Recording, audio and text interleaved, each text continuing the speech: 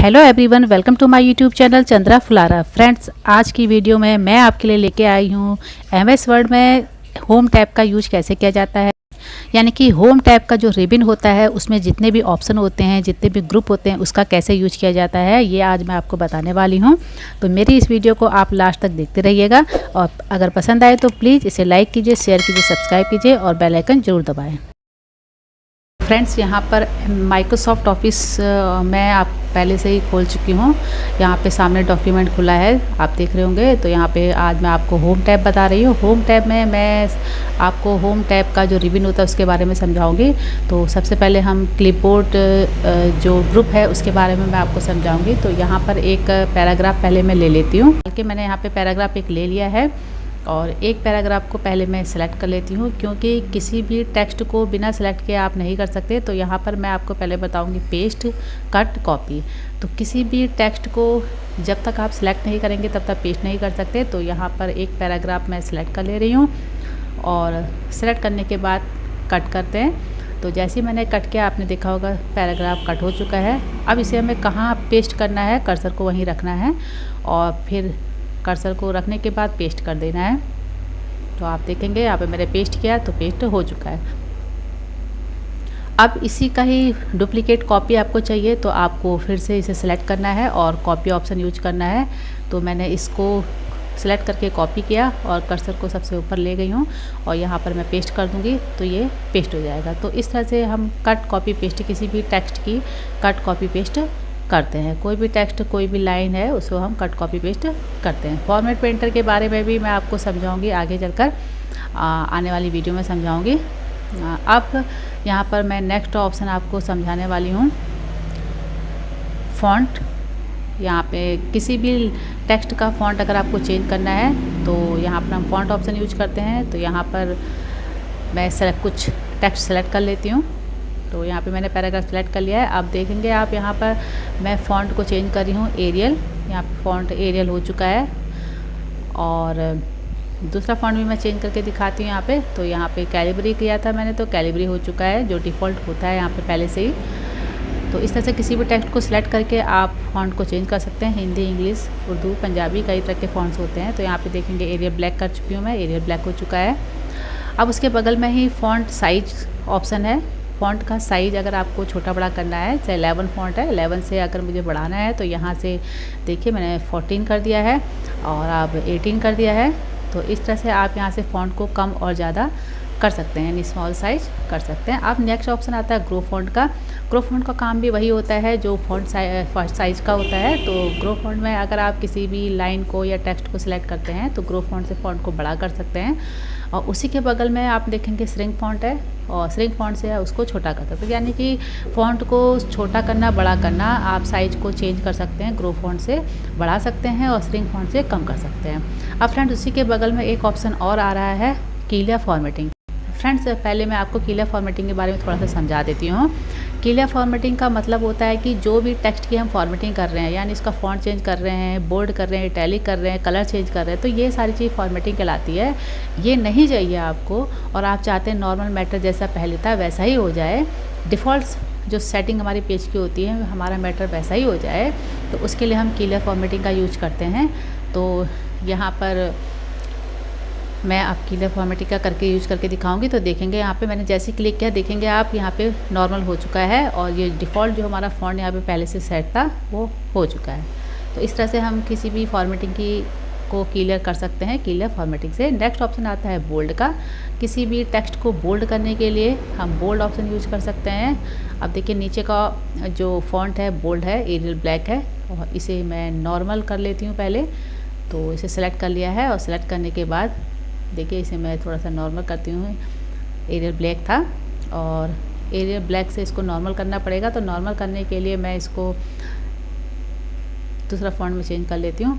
तो यहाँ से हम एरियल आ जाते हैं और मैं इसे एरियल में कर देती हूँ।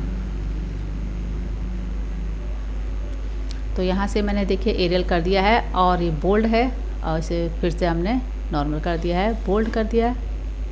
और इसी तरह से अगर आपको इटैलिक करना है तो आप इसे इटैलिक भी कर सकते हैं, यानी कि थोड़ा सा तिरछा भी कर सकते हैं। यहाँ से हमने इटैलिक कर दिया है फ़ॉन्ट थोड़ा सा तिरछा हो जाता है। और अंडरलाइन चाहिए तो आप अंडरलाइन भी दे सकते हैं, किसी लाइन के नीचे अंडरलाइन देनी होती है तो यहाँ से अंडरलाइन मोटी पतली भी कर सकते हैं। तो यहाँ से देख रहे होंगे तरह तरह के अंडरलाइंस हैं। अंडरलाइन के कलर भी आप यहाँ से चेंज कर सकते हैं, यहाँ नीचे अंडरलाइन कलर में आएंगे और तरह तरह के कलर हैं, इसे चेंज कर सकते हैं। तो फिलहाल अभी हम यहाँ से हटा देते हैं। उसके बाद नेक्स्ट हमारा ऑप्शन आता है स्ट्राइक थ्रो, जिसका यूज नहीं होता है।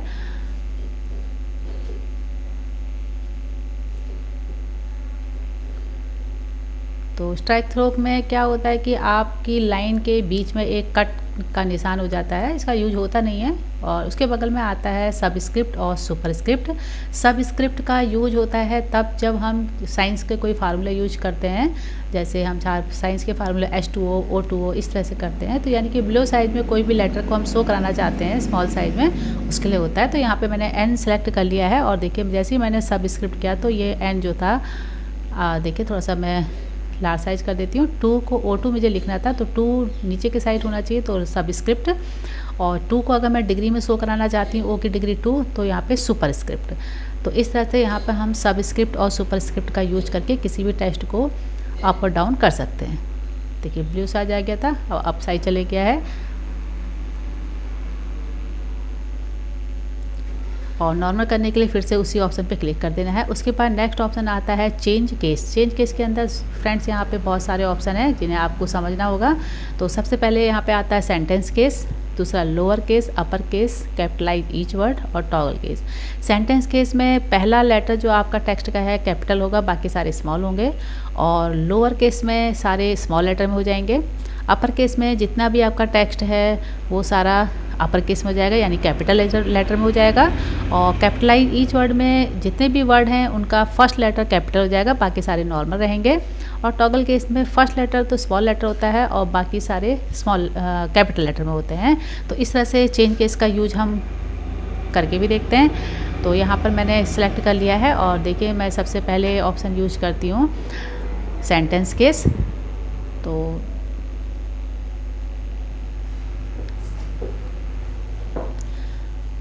सेंटेंस केस में जब जैसे हम क्लिक करते हैं तो यहाँ पे जो फर्स्ट लेटर हमारा टेक्स्ट का है वो कैपिटल हो जाएगा, बाकी सारे नॉर्मल रहेंगे। तो देख रहे होंगे आप। और दूसरा हमारा लोअर केस है, लोअर केस में भी सारे स्मॉल हो चुके हैं। अपर केस बहुत इंपॉर्टेंट है। यहाँ पे सारे के सारा जितना कि हमारा पैराग्राफ था पूरा कैपिटल लेटर में हो चुका है।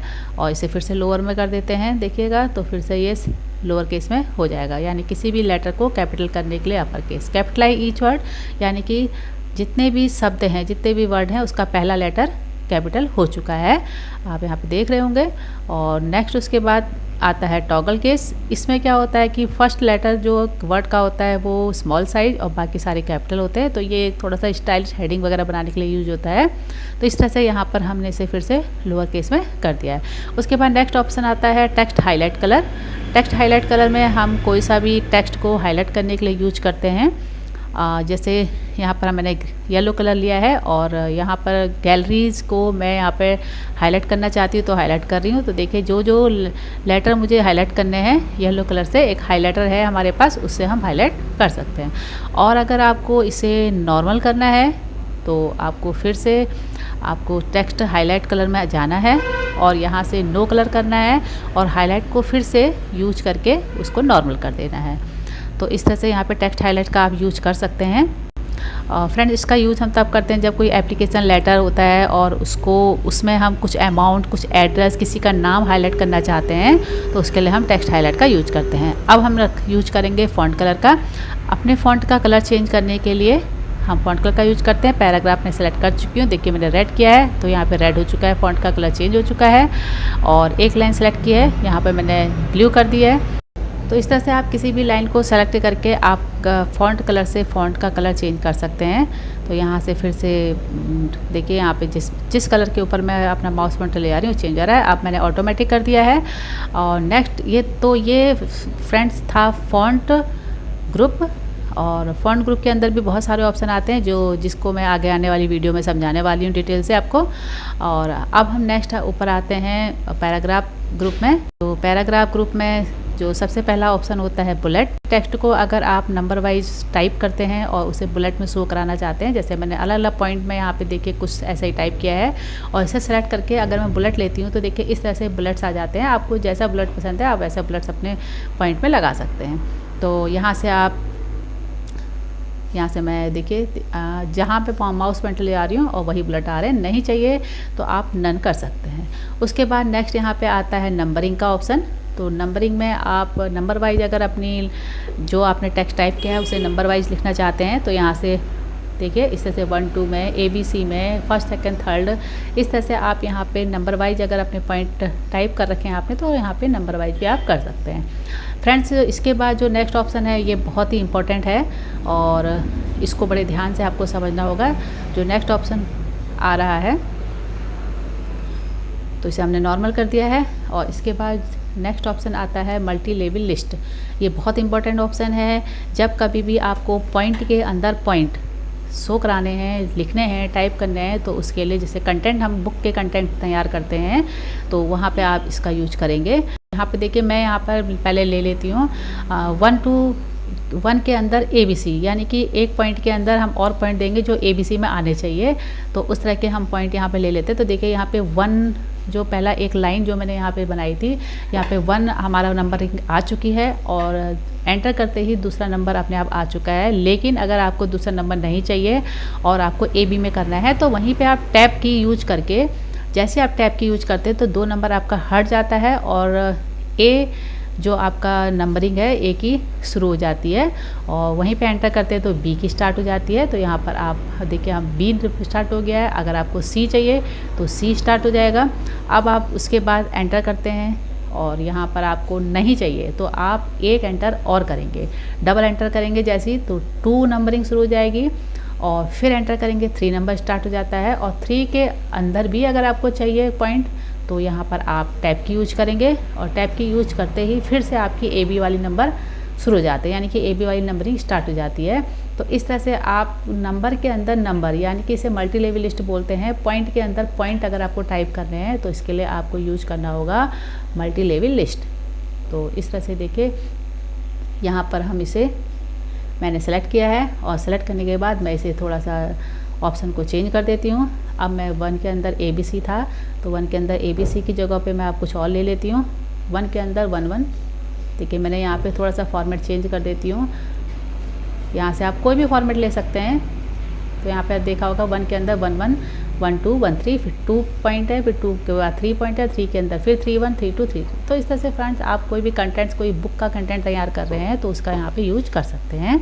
अब हम नेक्स्ट ऑप्शन यूज़ करेंगे डिक्रीज और increase indent. Decrease indent, increase indent का यूज़ तब करते हैं जब हम किसी भी पैराग्राफ को हमें लेफ़्ट हैंड सेट करना होता है या राइट हैंड सेट करना होता है, यानी कि सारा का सारा पैराग्राफ हम राइट हैंड को सेट करना चाहते हैं तो उसके लिए हम डिक्रीज ऑप्शन का यूज करते हैं, इंक्रीज ऑप्शन का यूज करते हैं। तो यहाँ पर एक पैराग्राफ है, देखिए मैं इंक्रीज इंडेंट का यूज कर रही हूँ, तो पूरा का पूरा पैराग्राफ जो है हमारा यहाँ देख रहे होंगे इंच वाइज राइट हैंड को सेट होता जा रहा है। तो अगर आपको कोई ऐसा पैराग्राफ सेट करना है तो आप इंक्रीज कर सकते हैं, और उसे वापस करने के लिए फिर से हम उसे डिक्रीज कर लेंगे। और डिटेल से हम लेफ़्ट राइट सेंटर भी कर सकते हैं, जिसको मैं डिटेल से आगे चल के आने वाली वीडियो में बताने वाली हूँ।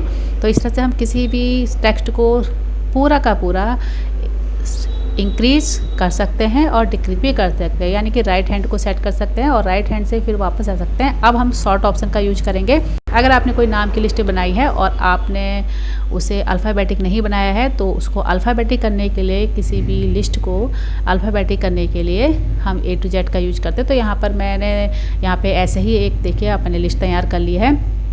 इसे अब हम सेलेक्ट करते हैं और सेलेक्ट करने के बाद स्टार्ट ऑप्शन पे यूज करते हैं। तो जैसे हम शॉर्ट ऑप्शन पे यूज करते हैं, शॉर्ट टेक्स्ट का यहाँ पे डायलॉग बॉक्स खुल गया है। असेंडिंग डिसेंडिंग, असेंडिंग में हमें करना है और A to Z ओके करते हैं। तो देखिए पहले A B C D इस तरह से अल्फ़ाबेटिक हमारी लिस्ट तैयार हो चुकी है। इसके बाद इसी में मैं आपको नंबरिंग को, अगर हम कोई नंबर वाइज कोई चीज़ टाइप करते हैं और कोई नंबरिंग में कुछ काम कर रहे हैं और हमने उसे नंबरिंग में नहीं लगाया है, जैसे मैंने यहाँ पे 2 5 6 9 10 1 3 इस तरह से मैं टाइप कर रही हूँ, ये नंबरिंग में नहीं है। अगर मुझे अपने इस नंबर्स को नंबरिंग में लगाना है तो इसको सेलेक्ट करते हैं और फिर से हम शॉर्ट टेक्स्ट में आते हैं और यहाँ पर नंबर लिखा है, इसे असेंडिंग यानी 1 से 10 तक 1 से 100 तक करना है या 100 से 1 तक करना है, यहाँ से हम देख लेंगे। असेंडिंग में करेंगे तो 1 2 3 4 5 6 7 8 9 10 देखिए 1 से 10 तक हो चुका है। और इसी को अगर हम डिसेंडिंग में करते हैं तो ये देखिएगा 10 9 7 6 5 4 3 2 1 हो चुका है। नेक्स्ट अब मैं बताऊंगी आपको अलाइजमेंट। अलाइजमेंट यानी कि किसी भी लाइन को अगर आप कोई हेडिंग यूज कर रहे हैं, पैराग्राफ यूज कर रहे हैं, उसको लेफ़्ट राइट सेंटर करने के लिए होता है। तो यहाँ पर देखिए एक पैराग्राफ पहले से टाइप है ही, तो इसमें हम कॉपी पेस्ट करके बढ़ा लेते हैं थोड़ा सा। और अब हम यहाँ पे देखिए 4 अलाइनमेंट है। पहला है अलाइन टेक्स्ट लेफ़्ट, और दूसरा होता है सेंटर अलाइनमेंट, तीसरा होता है राइट अलाइनमेंट, और चौथा होता है जस्टिफाई, यानी कि पैराग्राफ को दोनों साइड से इक्वल करने के लिए। तो पहला वाला अगर हम जब यूज करते हैं तो देखिए यहाँ पे मैंने एक लाइन, अलग अलग लाइनें यहाँ पे थोड़ी सी मैंने एंटर करके बना ली हैं। तो पहली लाइन को अगर इस समय ये लेफ़्ट साइड है, अगर सेंटर में करना है तो सेंटर अलाइनमेंट यूज करते हैं, और इसी को राइट अलाइनमेंट यूज करना है तो राइट, और इसको फिर से सेंटर, फिर से लेफ़्ट। और जस्टिफाई का यूज हम तब करते हैं जब किसी भी पैराग्राफ को अगर हमें दोनों साइड से इक्वल करना होता है। तो इस समय अभी लेफ़्ट साइड में है, यानी कि लेफ़्ट अलाइन है, और अगर जैसे ही मैं इसे जस्टिफाई करती तो आप देखेंगे दोनों साइड से इक्वल हो जाता है। ये देखिए दोनों साइड से इक्वल हो चुका है। तो किसी भी पैराग्राफ को अगर आप टाइप करते हैं तो उसे जस्टिफाई करेंगे। तो इस तरह से हम इन अलाइजमेंट का यूज करते हैं जब कोई एप्लीकेशन लेटर या कोई ऐसा फॉर्मेट तैयार करते हैं, कोई प्रोजेक्ट बनाते हैं, तब हम इन सारे ऑप्शनों का यूज करते हैं। तो फ्रेंड्स ये सारे ऑप्शन जो होते हैं टेक्स्ट की फॉर्मेटिंग के लिए हैं। नेक्स्ट ऑप्शन आता है लाइन स्पेसिंग। लाइन स्पेसिंग का मतलब है 2 लाइनों के बीच में अगर हमें स्पेस लगता है कम है या ज़्यादा है तो हम यहाँ से कम ज़्यादा कर सकते हैं। तो देखिए यहाँ पर मैंने पॉइंट बढ़ा रही हूँ तो इसमें स्पेस बढ़ता जा रहा है लाइनों के बीच में।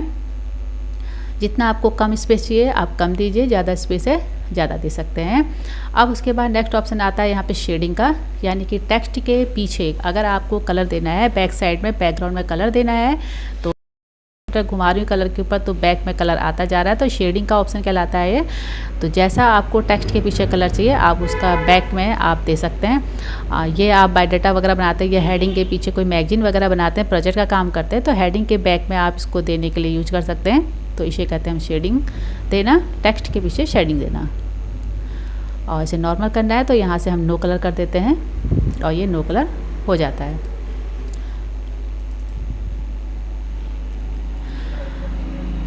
अब इसके बाद नेक्स्ट हमारा ऑप्शन आता है बॉर्डर ऑप्शन।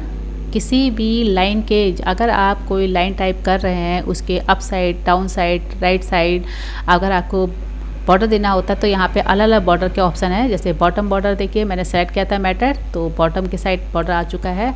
और अब यहाँ पे मैं टॉप बॉर्डर देती हूँ तो ऊपर की साइड बॉर्डर आ चुका है। अलग अलग ऑप्शन है, आप जब इन्हें यूज करेंगे तो आपको पता चल जाएगा और प्रैक्टिकल करने से ज़्यादा समझ में आता है और ऐसे देखने से कम समझ में आता है। तो देखिए यहाँ पे लेफ़्ट हैंड एक बॉर्डर आ चुका है और अब मैं राइट पे क्लिक किया तो राइट हैंड भी बॉर्डर आ चुका है, यानी कि लेफ़्ट राइट टॉप बॉटम चारों तरफ बॉर्डर आ चुके हैं। मुझे नहीं चाहिए तो यहाँ पे मैं नो बॉर्डर करूँगी तो टेक्स्ट के चारों तरफ बॉर्डर हट चुका है। अब यहाँ पे हम नेक्स्ट ऑप्शन करते हैं ऑल बॉर्डर का। ऑल बॉर्डर का मतलब होता है जितने बार आपने एंटर किया है उसके बाद लाइन और उसके चारों तरफ, टेक्स्ट के चारों तरफ भी बॉर्डर आ चुका है और जितने बार एंटर किया है उसके अंदर बॉर्डर आ चुका है। नो बॉर्डर कर देते हैं यहाँ से।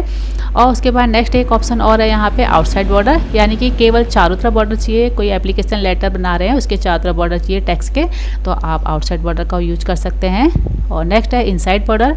इनसाइड बॉर्डर में भी वही होता है कि जितने बार आपने एंटर दिया है उतने बार आपको एक आउटलाइन मिलेगी। तो ये टेबल वगैरह जैसे क्रिएट करते हैं, कोई टेबल की तरह शो कराना चाहते हैं तो वहाँ पे आप इसका यूज कर सकते हैं। तो इस तरह से यहाँ पे ये हम बॉर्डर ऑप्शन का यूज करते हैं। उसके बाद यहाँ पे डिटेल से और भी बहुत सारे ऑप्शन हैं जिन्हें मैं आगे आने वाली वीडियो में बताने वाली हूँ। अब यहाँ पे देखेंगे स्टाइल ऑप्शन है। यहाँ पे अगर आप रेडीमेड स्टाइल लेना चाहते हैं अपनी हेडिंग का तो यहाँ से आप ले सकते हैं, हालांकि इसका यूज होता नहीं है। अगर आपको अच्छे से इस रिबन का पूरे का नॉलेज हो जाता है तो आप इसका यूज आपको करने की ज़रूरत नहीं है, लेकिन फिर भी आपको रेडीमेड स्टाइल चाहिए तो आप यहाँ से कोई भी रेडीमेड स्टाइल ले सकते हैं। देखिए यहाँ पे जैसे मैं माउस पॉइंटर ले जाती जा रही हूँ और हेडिंग का स्टाइल चेंज होता जा रहा है। तो इस तरह से ये स्टाइल ऑप्शन का यूज करेंगे, स्टाइल ग्रुप है। और अब नेक्स्ट हम यहाँ पे करेंगे अब फाइंड ऑप्शन का यूज। फाइंड ऑप्शन का यूज़ फ्रेंड हम इसलिए करते हैं अगर आपने कोई टेक्स्ट टाइप किया है उसमें कोई ऐसा वर्ड है जो आपको नहीं मिल रहा है, उसके लिए हम फाइंड का यूज करते हैं। तो यहाँ पर एक पैराग्राफ है, इसमें मुझे कोई ऐसा वर्ड है जो ढूंढना है और मुझे नहीं मिल रहा है। तो जैसे मुझे यहाँ पे गैलरी वर्ड्स नहीं मिल रहा है, मैंने यहाँ पे फाइंड वर्ड में गैलरी टाइप किया और रीडिंग हाईलाइट में हाईलाइट ऑल कर दिया। तो जहाँ जहाँ पे गैलरी लिखा है आप देख रहे हो कि वहाँ पर येलो कलर से हाईलाइट हो चुका है, क्योंकि मैं चाहती थी कि हाईलाइट हो जाए। और इसे मैं हाईलाइट क्लियर हाईलाइट कर लेती हूँ। क्लियर हाईलाइटिंग करते ही ये हट चुका है। फाइंड इन में करते हैं तो ये केवल जो वर्ड मैं ढूंढना चाह रही थी वो वर्ड सेलेक्ट हो चुका है और हमें बता रहा है कि गैलरी शब्द 2 बार है।